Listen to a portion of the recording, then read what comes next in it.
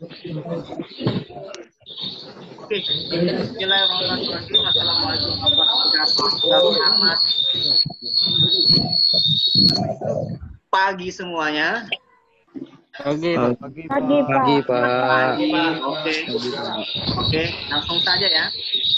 Saya mute ya, biar suara jernih. Oke. Pagi. Nah, ini suara saya aja ya. Oh, ada masih kedengaran, kita mute aja.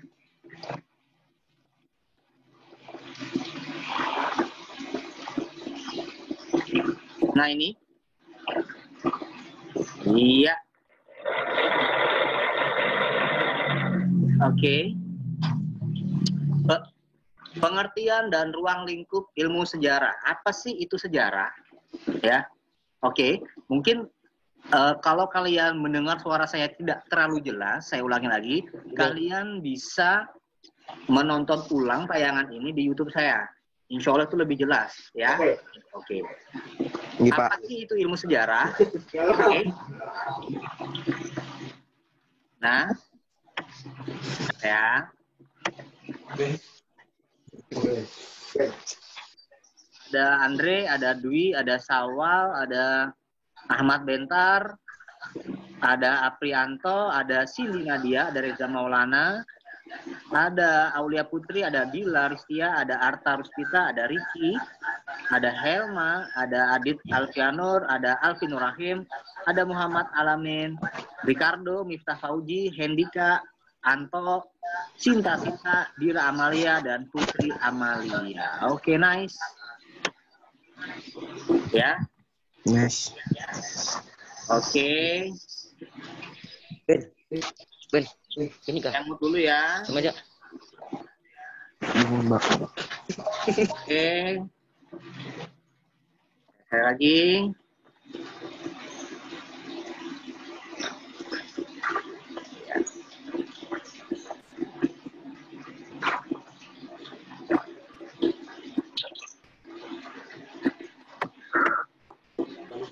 Ya. Ada ini Candi Borobudur. Kalau ini candi apa nih? Prambanan ya. Nah, ini piramida dan Sphinx. Ini semua yang namanya peninggalan bersejarah bernilai tinggi. Apa sih itu sejarah, Pak? Oke. Pengertian sejarah. Sejarah berasal dari bahasa Arab, artinya sajaratun. Ya. Yang berarti pohon. Kalian nggak usah nyatet, tonton aja, nggak usah nyatet, nanti kan diupload juga ya, jadi tonton aja, nggak bakal ketinggalan, oke? Oke, sejarah berasal dari bahasa Arab, yakni sejaratun, artinya pohon, oke? Sebentar,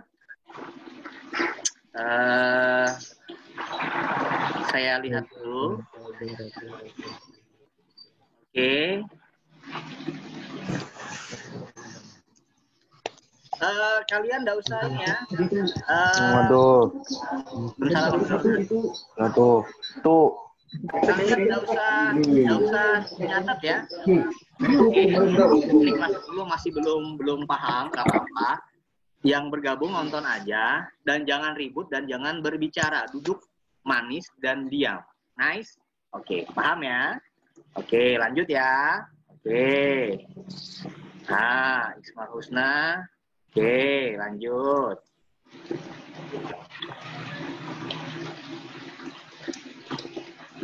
Ya. Jadi, kata sejaratun berasal dari bahasa Arab, artinya pohon. Sejaratun ya. Sejaratun berasal dari bahasa Arab, sajaratun artinya pohon. Kemudian, ya. Oke. Oke. Ini masih ada yang suara ya, bersuara, saya matikan dulu.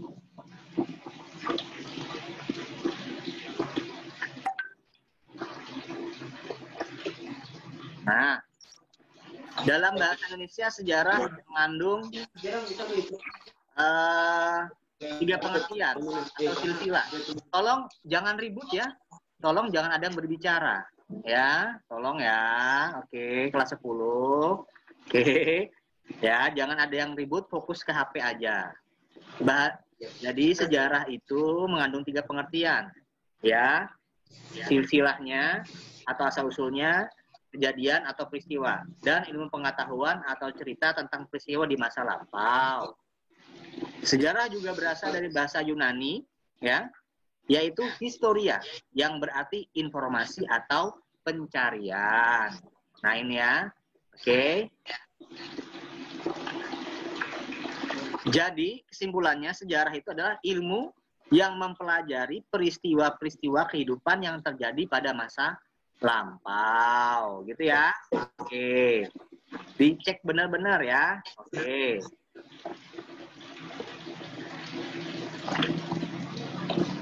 Nah, ini ya. Oke. Oke.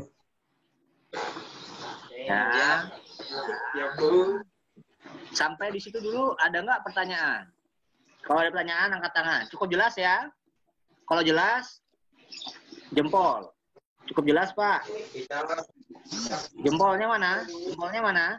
Angkat jempolnya. Oke, bagus. Kita lanjut ya. Oke, lanjut. Oke. Ya.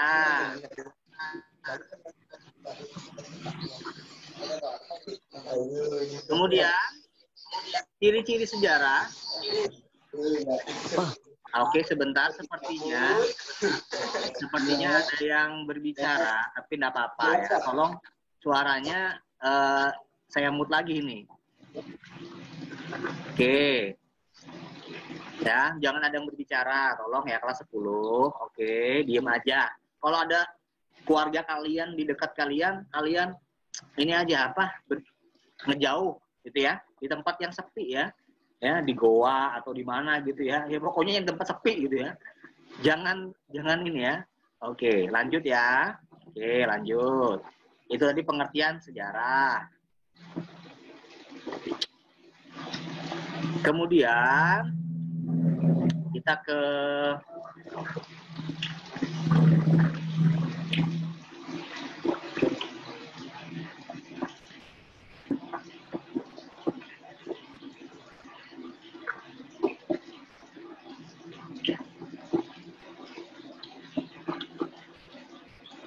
ya, ke sini lagi. Ya, ini PowerPoint dari karangan buku Intan Pariwara. Itu tadi pengertian sejarah. Sekarang kita bab 1, manusia dan sejarah. Jadi saya itu tadi berbicara tentang tentang apa itu sejarah. Nah, ya. Kemudian ini daftar isinya yang akan kita bahas satu persatu, ya. Oke.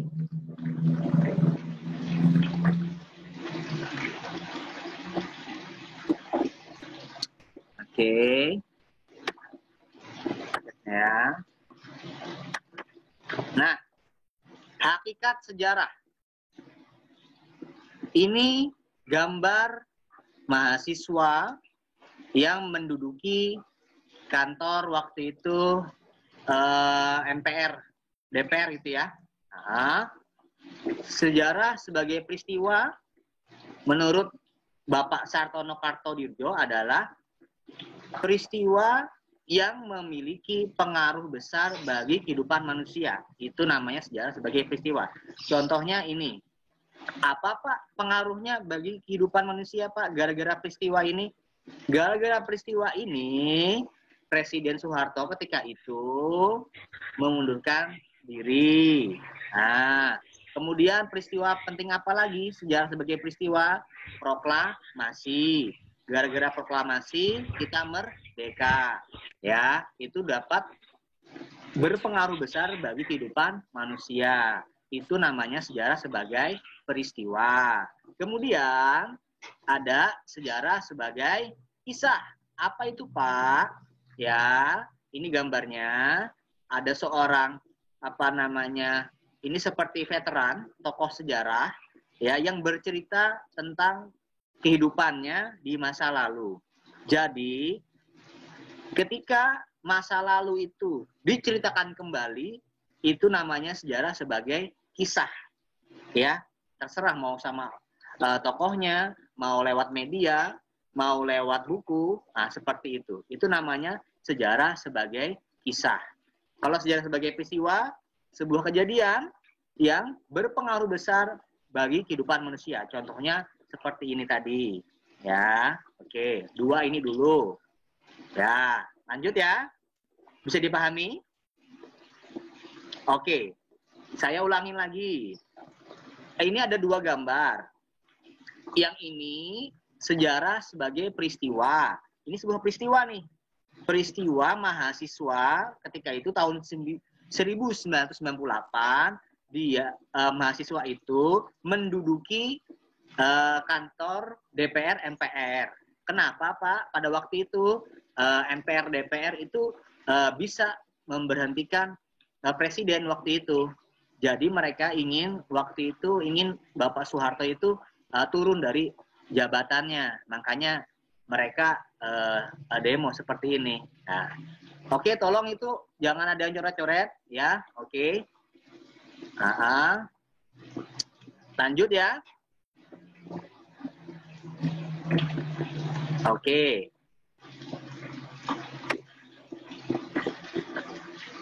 Stop lagi.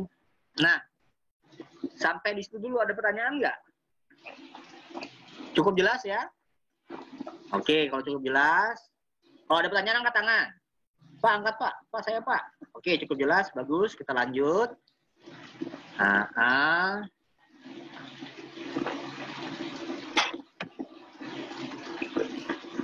Oke, agak ceket ya.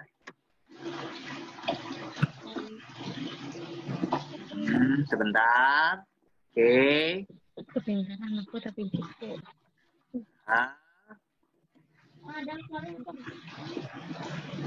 Nah, kemudian ini kedudukan manusia dalam sejarah. Jadi manusia itu di dalam sejarah itu fungsinya apa, Pak? Jadi ada 2, sebagai objek sejarah dan sebagai subjek sejarah. Maksudnya gimana, Pak?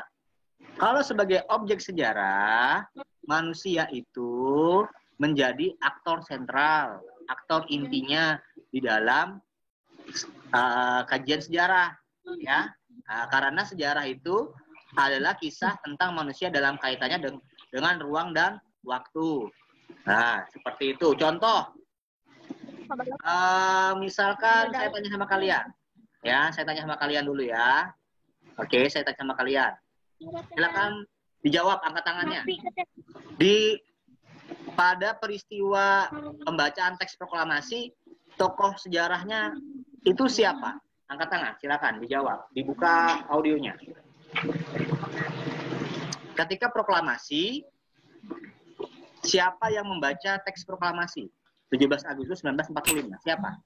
Ya, Anto. Suaranya dinyalakan, Anto. Silakan. Dinyalakan, nah, suaranya.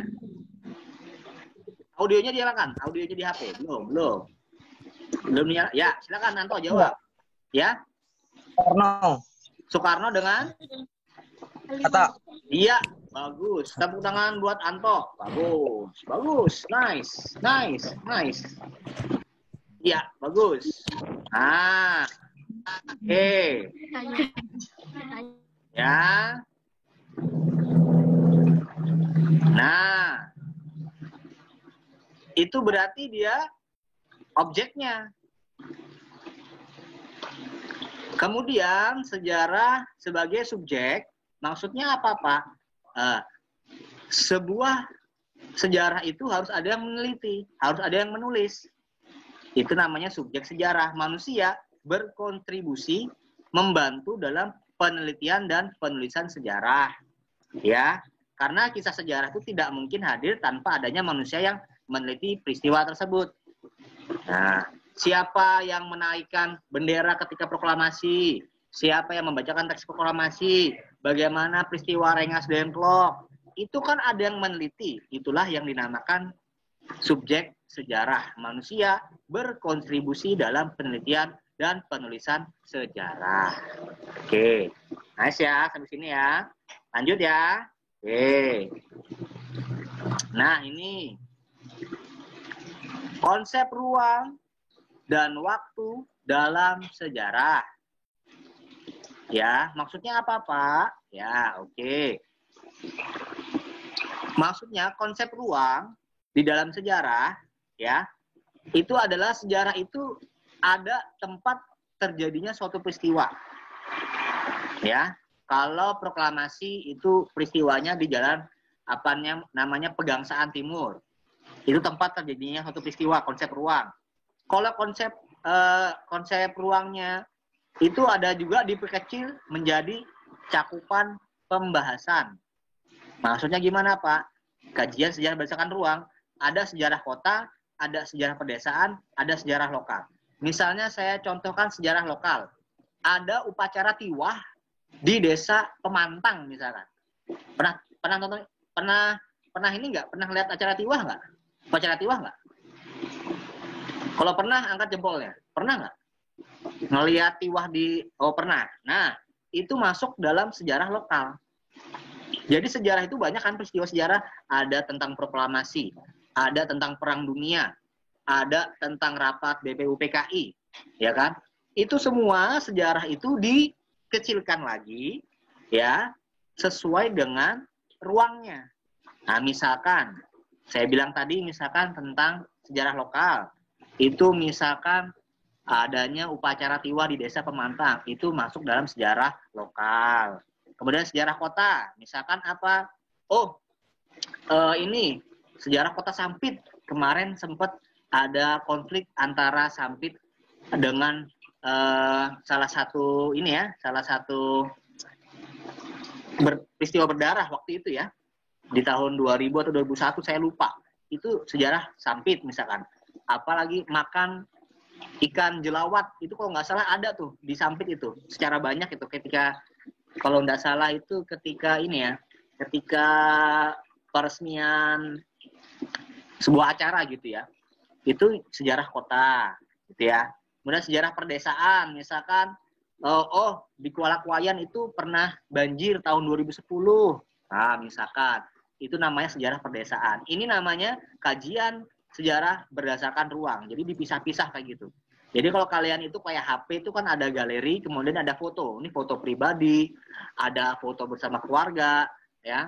Kemudian ada foto kalian screenshot, ya. Nah, seperti itu. Ada foto kalian bersama mantan mungkin kan. Wah, itu kan dipisah-pisah itu ya. Dipisah-pisah.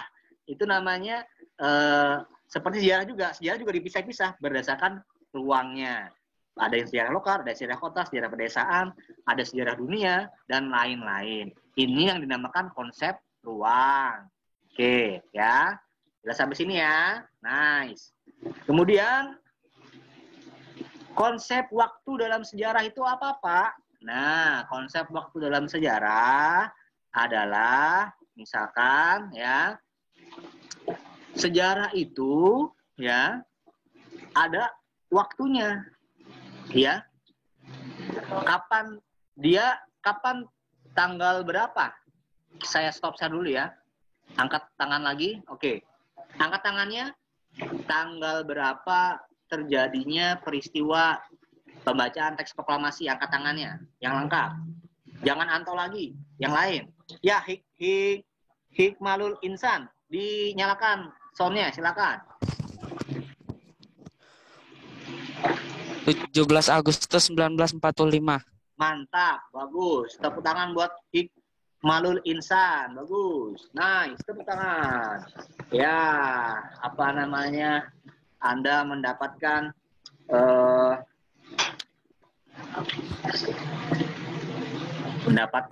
kalau main Mobile Legends apa ya namanya ya? Lupa saya. Six. Oh, lain ya. Diamond ya, dapat diamond ya.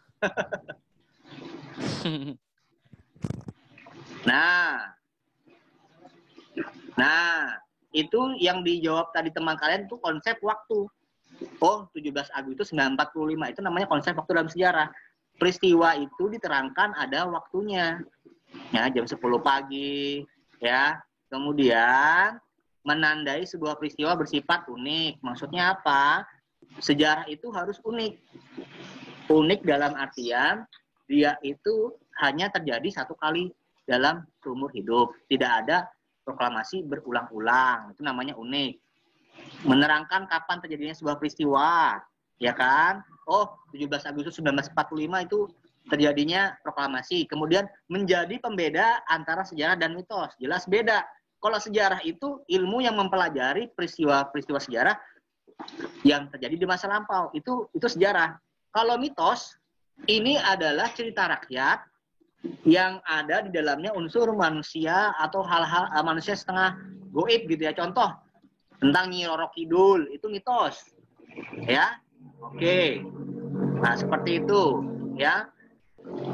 Jangan membakar ikan saluang di malam hari, itu mitos. Nah, kalau sejarah tidak. Kalau sejarah itu dia ada konsep waktunya, dia ada konsep ruangnya, dia ada ada peristiwanya. Nah, dia benar-benar real gitu ya. Tidak mitos, tidak setengah goib gitu ya. Kemudian sejarah itu adalah menandai kondisi suatu zaman. Oke. Mungkin ini saja dulu. Ya, nanti kita lanjut pada pertemuan berikutnya. Oke. Silakan dinyalakan semua sound-nya masing-masing. Oke. Oke. Oke. Ada pertanyaan nggak? Jelas sampai sini ya? Jelas sampai sini? Oke. Arahan selanjutnya akan ada di grup.